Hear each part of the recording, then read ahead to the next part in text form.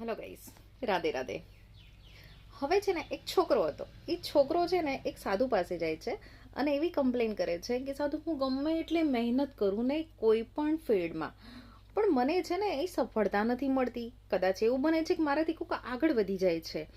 તો સાધુએ એને એક એવો ઉપાયનું કીધું. પહેલાં એક કામ કર તું, કે આ બાજુમાં એક કૂવો છે, એ કૂવામાં જઈ અને હું તને એક આ થેલી આપું છું ને, એમાં તું પાણી ભરી આવ. એટલે થેલી ચામડાની હતી, કાગળની કે કોઈ કાપડની નહીં.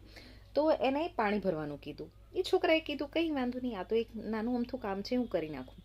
એ જેવો કૂવાની બાજુમાં પાણી ભરવા માટે જે થેલી નાખે છે ને, બરાબર, તો પાણી તો થેલીમાં ભરે છે, પણ થેલીમાંથી પાણી બહાર નીકળી જાય છે, કારણ કે થેલીમાં કાણા હતા. બરાબર. તો છોકરાએ એવું વિચાર્યું કે નાના નાના કાણા છે, એમાંથી જેટલું પાણી જશે હું તો પણ ભરીને એમ ફટાફટ જઈશ ને, તો સાધુ સુધી તો પહોંચી જ જઈશ. તો એને પાણી આથી કાઢ્યું અને ફટાફટ સાધુ જોડે પહોંચી ગયો.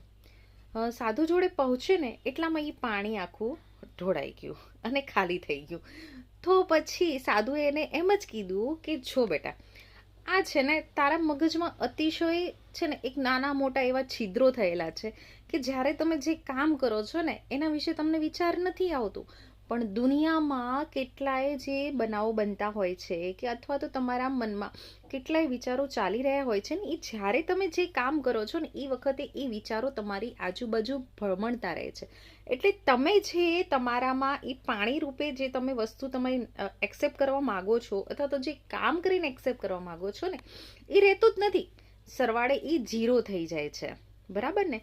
એટલે એને એ પ્રમાણે જ કીધું કે જ્યારે તમે કોઈ પણ કામ કરો, કોઈ જોબમાં કંઈ કામ કરો કે કંઈ તમે સ્ટડી કરતા હોય તો ભણવા બેસો, કાંઈ પણ કરો ને, તો ત્યારે જે મગજના છિદ્રો હોય છે ને એ છિદ્રોને પહેલાં બંધ કરવા પડે. બરાબર.